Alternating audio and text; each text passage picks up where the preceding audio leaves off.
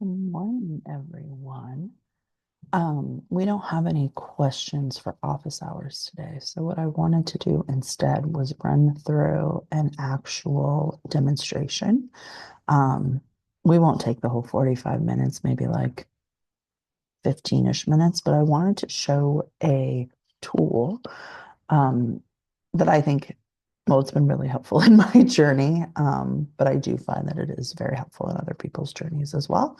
So I wanted to share my screen and show that, and then just kind of go into a demonstration of it and with it. So what we're looking at is a website, Edom Online. Etymology is the factual origin and development of words. And so I'm going to pull ology. I'm going to pull that up just so you can see, because this is basically what we're gonna do for the next couple minutes. I just want to go through a couple of different words.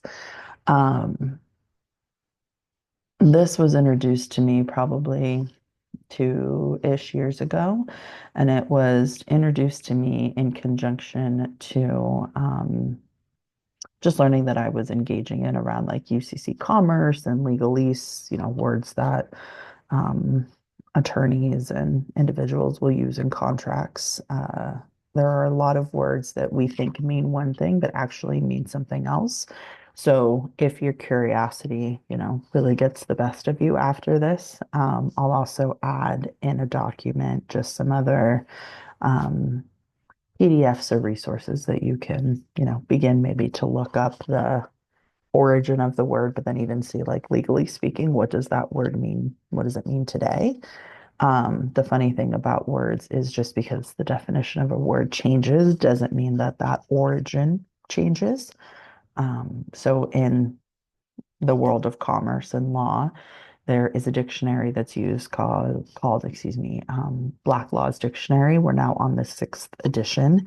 Just because we're on the sixth edition doesn't mean that a word that is in, the first, second, third, fourth, fifth, sixth, maybe that word has been updated. It doesn't mean that that definition from the first 1 through 5 editions, it doesn't mean that the definition of that word doesn't count anymore. So I like to go over etymology because there's so many words we use in our day to day that we're just not aware of. So just a fun couple minute, journey on this. So etymology, like I was saying, is the facts of the origin and development of a word. And just as we kind of go through this process in this demonstration, or if you choose to do this outside of here, one thing that I would really recommend is don't assume that you know what a word means just because you've heard it before or you have an idea of it. Actually, go look that word up. What I'm going to take you through is just excuse me, some psychology words. But then I'll introduce a word that I'm pretty sure each one of us uses or has used. And you can kind of see the progression of that word. So let's get into it. So one of the reasons, well, not one of the reasons, this I would say was confirmation with everything else that I've learned about psychology. But one of the reasons that, I add the layers of yoga, I add the layers of looking at ourselves as an energetic body, right? Or energetic bodies, I should say, looking at ourselves as soul and adding those spiritual, esoteric practices is because that is literally the origin of the word of psychology. So in 1650, the word originally meant the study of the soul. Um, you can see here, we also have in Germany from the Greek word psyche, meaning breath, spirit, soul, logia, study of. So it's literally the study of the breath, the study of the spirit, the study of the soul. Now, our meaning of it, right, the science or study of the phenomena of the mind came through in about 1748. We now have some more modern behavioral sciences from the early 1890s, and I would say even into like the mid 20th century around like cognitive behavioral therapy, right? We really see this shift in how we are taught to conceptualize what psychology is. But truthfully, the beginning of it, the origin of it is studying the breath, studying the spirit, studying the soul.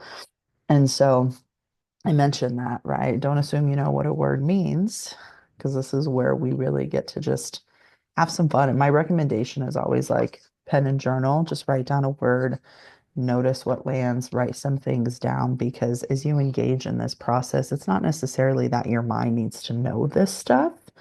Can your heart know it? Can your gut know it? Can, as you have this experience, allow it to change the fundamentals of you, not this guy?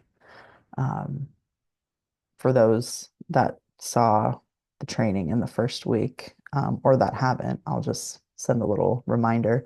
Your nervous system, which is your spinal column and your brain stem, not your whole brain, but your brain stem, taking 11 million to 1 billion bits of information every second, and your brain only can do 10 to 50 every second. So don't let this be something that you're trying to conceptually understand because it's going to take you to some places that only you can feel into, only you can sense is true. Um, so study of the soul, here's the word soul. And I should mention, depending on how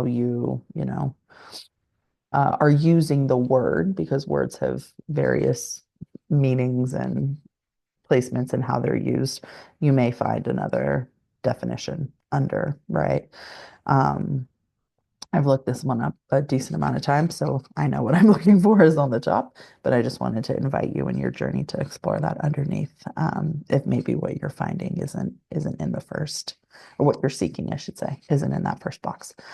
So going to soul, a substantial entity believed to be that in each person which lives, feels, thinks, and wills, right? Middle English soul from Old English soul. I'm probably butchering how you say half of this stuff, so I apologize for that. Spiritual and emotional part of a person, animate existence, life, living being. We're going to drop down here. It has been suspected to have meant originally coming from or belonging to the sea, the supposed stopping place of the soul before birth and after death. Klein explains this is as from the lake as a dwelling place of souls in ancient Northern Europe. So when you see individuals like Klein or anything in parentheses, these are individuals that have studied words and syntax and rhetoric. So they're going to be what's cited in here for the most part, but feel free, I say question everything. So if this is stuff that interests you, follow up in their work and look into it for yourself. One of the things that we see here a lot, right, is coming from belonging to the sea. So we can look at sea, sheet of water, sea, lake, pool. Again, don't make assumptions. Water, Old English, we've got Dutch, suffix from the word wed, water, wet, and ancient conceptions, one of the handful of basic elements of which everything is composed. So if we were to really step away from this Western behavioral, cognitive behavioral view of psychology, and let's just say lean into this, ancient conception of the study of the soul and looking at that in connection to water, we're actually made up of five elements. We're made up of earth, air, fire, water, and ether, which is technically another word for that would be like space, right? We're made up of the energy that accumulates amongst all five. So, just as you are engaging in your own self-study, or even as maybe, you know, images and synchronicities come through in these various experiences, if you're engaged in or enrolled, I should say, in the 9-week membership, you're going to be receiving insights throughout this entire journey. Can even some of the exploration that you do outside, some of the curiosity that you want to look into to connect to these images more lead you to places like this potentially, where maybe this leads you to something else, right? Each step will be a part of your journey because of where it takes you, not necessarily getting to that end piece, but what are you learning and accumulating and experiencing along the way that's literally transforming you. So by the time you get to the place that you're seeking to get to, you are fully embodied to be in that place, right? You are able to grow in it, maintain it, sustain it, defend it, whatever that looks like. It's available because you've changed you to get there, not you needing to get somewhere and making it be the thing that changes you. I want to go through just one more stream. This one I found really interesting the other day. I was doing with a client because we were just talking about different ways that one can implement more ritual or spiritual practices in their life. And because everything is frequency, right? Everything has sound to it. We were talking about chanting. So I went down this little rabbit hole, I guess you could call it. And just wanted to share that with you guys today. So chant comes from late 14th century, sing, Old French chanter, to sing, celebrate, originally a frequentative of canere, sing, right? Again, we have sing. So we're seeing the word sing come up. Let's look at that. To chant, sing. I don't like when a word uses the definition of a word in there. So we'll continue reading. Especially in joy or merriment, celebrate, tell in song. If we come down here, we have to sing, make an incantation. We have explain, interpret, to cry, to shout, to take up. We're going to go with this word incantation.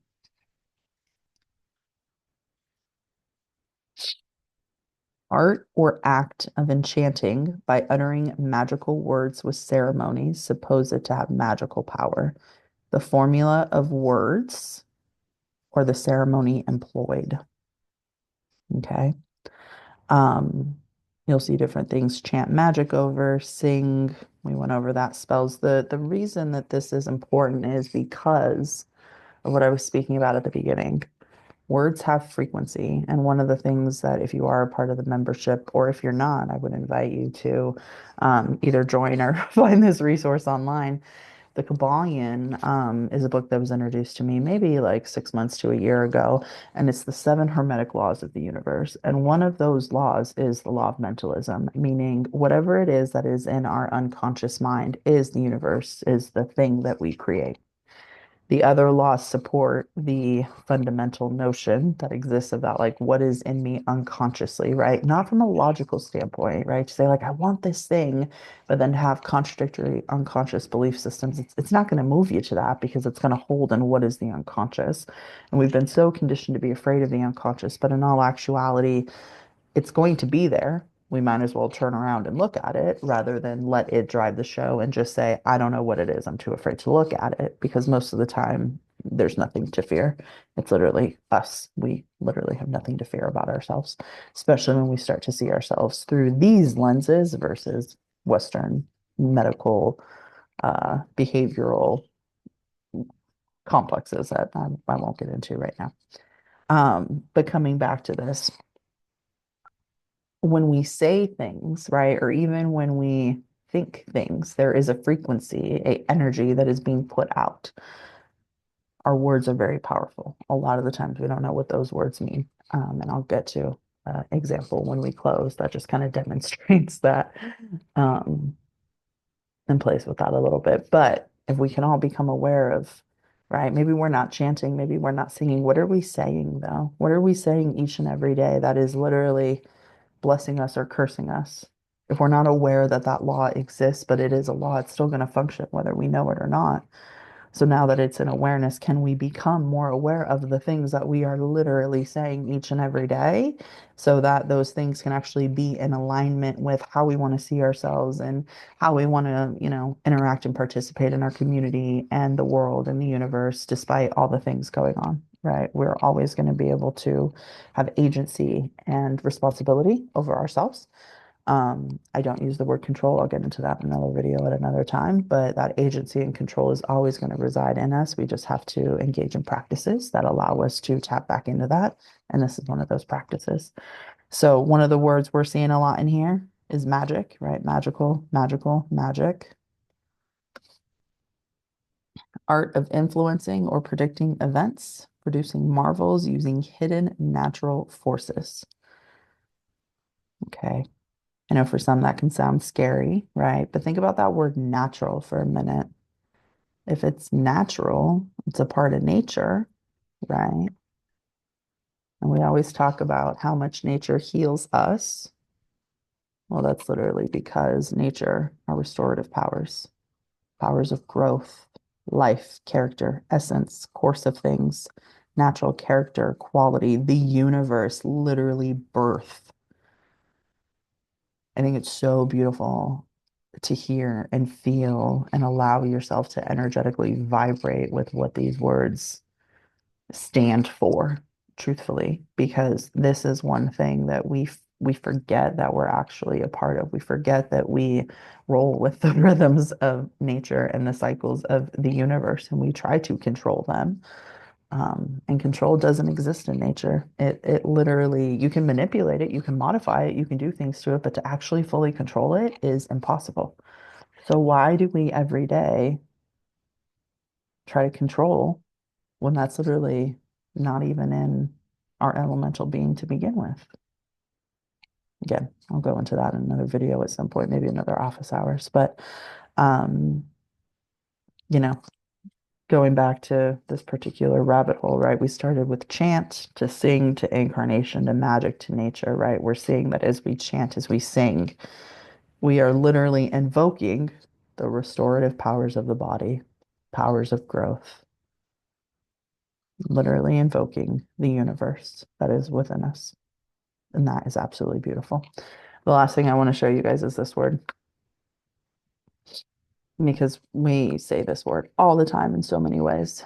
Um, that person is so nice. Have a nice day. That was so nice of them to do. And if you start reading it, late 13th century in reference to persons foolish, ignorant, frivolous, senseless, careless, clumsy, weak, poor, needy, simple, silly, stupid, foolish, ignorant, unaware, not knowing, literally, nay, not, sire, to know. I want you just to draw in your awareness now of how many times you use this word. Catch yourself when you use it.